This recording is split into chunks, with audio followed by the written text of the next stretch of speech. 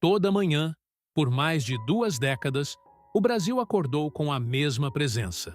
Um sorriso conhecido, uma voz tranquila, uma figura tão familiar que, com o tempo, deixou de parecer uma apresentadora e passou a parecer alguém da família. Ana Maria Braga passou mais de 25 anos dentro das casas de milhões de brasileiros, nas mesas de café da manhã e nos quartos de hospital, nas manhãs de segunda-feira e nas madrugadas sem sono. Ela entrevistou presidentes e mães em luto, cozinhou, riu, chorou e confessou, sempre diante das câmeras, sempre com uma honestidade tão rara na televisão que o público parou de vê-la como apresentadora e começou a vê-la como espelho. Mas a mulher que aparece todas as manhãs não é a história completa. Por trás dessa presença inabalável, existe um campo de batalha que poucos compreenderam de verdade. Uma infância marcada por silêncio e perda. 4 casamentos que terminaram em dor. E um corpo que foi invadido pelo câncer não uma, não 2, mas 3 vezes. Na pele, no pulmão, no reto, cada diagnóstico recebido por uma mulher que depois voltou ao estúdio e continuou. Aos 77 anos, Ana Maria Braga ainda está lá, ainda sorrindo, ainda aparecendo. Mas o que isso custou de verdade? O mundo aplaudiu sua resiliência por anos. Ela foi chamada de inspiração, símbolo de força, tesouro nacional. E tudo isso é verdade. Mas força não é o mesmo que leveza. Sobreviver não é o mesmo que ter paz. E um sorriso sustentado diante de milhões pode esconder um cansaço que só o silêncio de uma casa vazia consegue revelar. Esta não é a história de uma mulher que foi inquebrantável. Esta é a história de uma mulher que se quebrou. Muitas vezes, de muitas formas. E escolheu voltar assim mesmo. E aos 77 anos, com cicatrizes que nenhuma maquiagem cobre e perdas que nenhum aplauso substitui, a pergunta não é mais se ela sobreviveu. A pergunta é o que sobreviver realmente significou. Ana Maria Braga nasceu em 1º de maio de 1949, em Santa Cruz do Rio Pardo, uma cidade pequena no interior de São Paulo, onde o tempo passava devagar e as expectativas para as mulheres eram ainda mais lentas. Era a caçula de uma família numerosa. O pai, Antônio Braga, era comerciante, um homem de presença firme e afeto contido, do tipo que amava sem saber nomear o que sentia. A mãe, Gracinda, carregava a casa nas costas, com a discrição das mulheres de sua geração. Ana Maria cresceu num ambiente onde havia estrutura, mas pouco espaço para a menina exuberante, curiosa e inquieta que ela já era. Desde cedo, ela chamava a atenção de um jeito que o interior paulista não sabia muito bem o que fazer. Falava demais, gesticulava demais, queria demais. Numa época em que meninas bem criadas aprendiam a se conter, Ana Maria já sinalizava que a contenção nunca seria o seu caminho. A televisão chegou à sua vida não como vocação, mas como acidente feliz. Aos 20 e poucos anos, sem formação específica em jornalismo ou comunicação, ela foi contratada pela TV Tribuna, afiliada da Globo em São Paulo. O Brasil ainda engatinhava em termos de televisão. Os estúdios eram improvisados, os roteiros eram escassos e a maioria das apresentadoras era escolhida pela aparência, não pela substância. Ana Maria não se encaixava no molde. Era intensa demais, direta demais, humana demais para o padrão da época. E foi exatamente isso que funcionou. Ela estreou no Globo Rural em 1977 e passou anos construindo uma credibilidade que não dependia de glamour. Falava com agricultores, pecuaristas e donas de casa com o mesmo respeito com que outros apresentadores reservavam para celebridades. Havia nela uma ausência de afetação que o público reconhecia instintivamente. Aquela sensação rara de estar diante de alguém que não está performando, mas simplesmente sendo. Mas os bastidores contavam uma história diferente. A vida pessoal de Ana Maria nunca foi simples. O primeiro casamento chegou cedo e foi embora rápido. O segundo durou mais, mas terminou da mesma forma, com a dor silenciosa que os divórcios carregam quando há filhos no meio.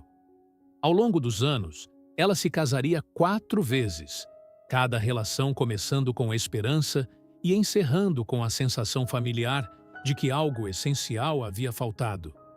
Em entrevistas posteriores, ela falaria sobre esses relacionamentos com uma honestidade desarmante, sem vitimismo, mas também sem romantismo. Eu escolhi errado algumas vezes, mas eu escolhi. 3 filhos vieram dessas uniões: Pedro, Mariana e João. E com eles, a compreensão de que a maternidade seria o amor mais constante de sua vida, o único que nunca precisou de segunda chance. Em 1999, depois de anos de trabalho sólido, mas ainda longe do estrelato nacional, Ana Maria recebeu uma oferta que mudaria tudo: apresentar um novo programa matinal da TV Globo. O programa se chamaria Mais Você. O horário seria às manhãs. O formato seria informal, próximo, quase doméstico.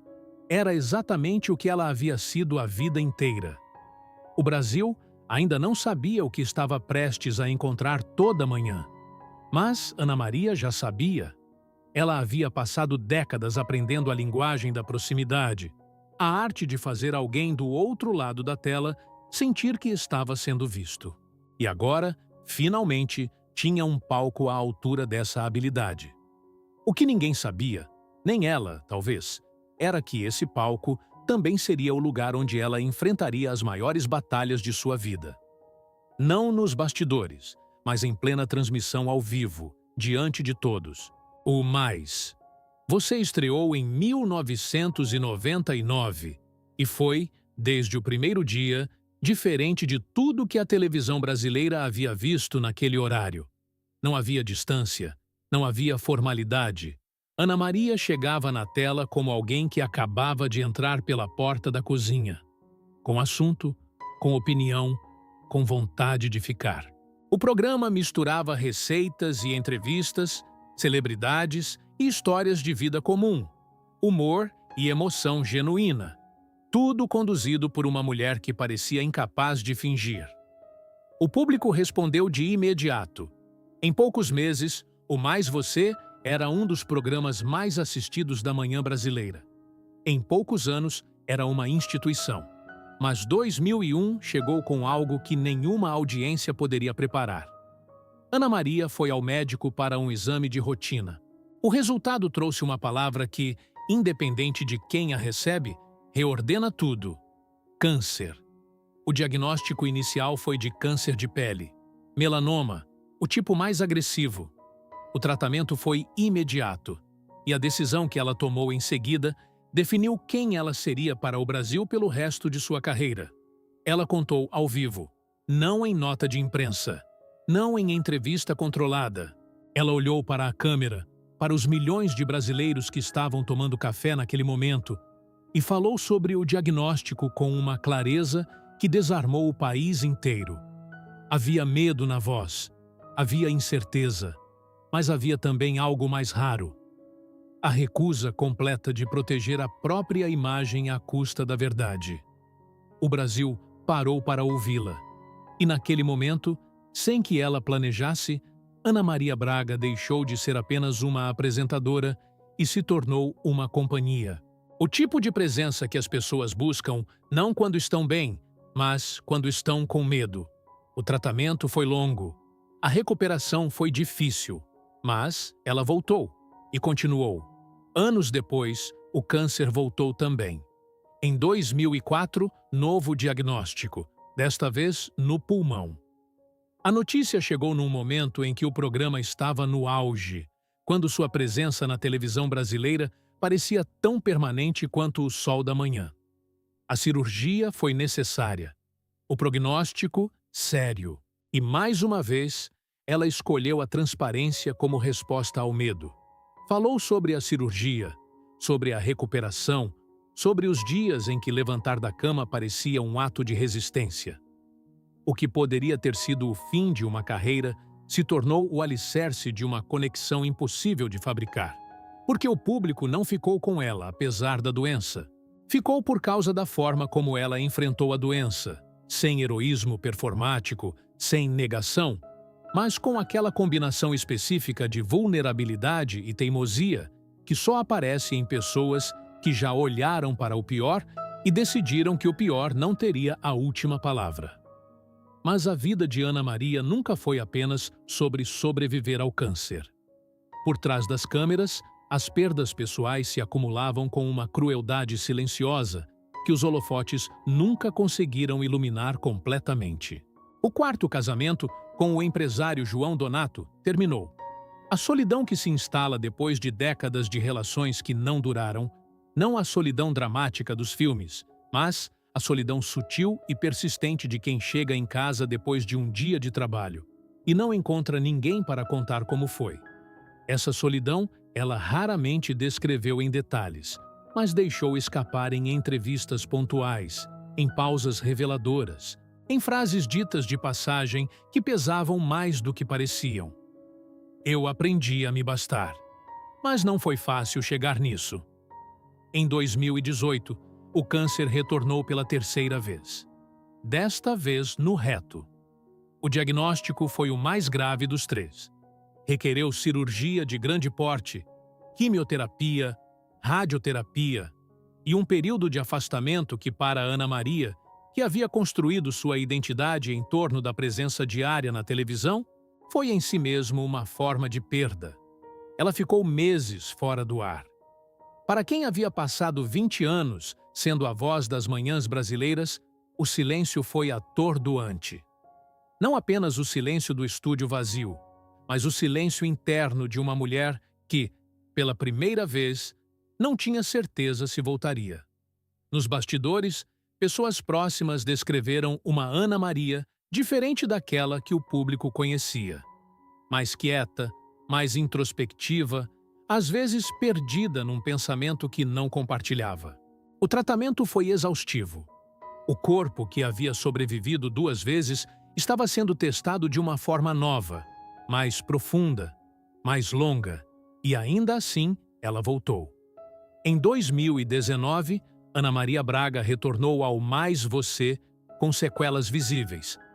A paralisia facial causada pela doença de Ramsay Hunt, contraída durante o período de quimioterapia, havia afetado um lado do rosto. Ela voltou à tela com o rosto visivelmente diferente, sem esconder, sem editar, sem pedir desculpas pela forma como seu corpo havia registrado a batalha. O Brasil a recebeu de volta com uma emoção que extrapolou qualquer dado de audiência. Porque o que as pessoas estavam assistindo não era uma apresentadora retornando ao trabalho.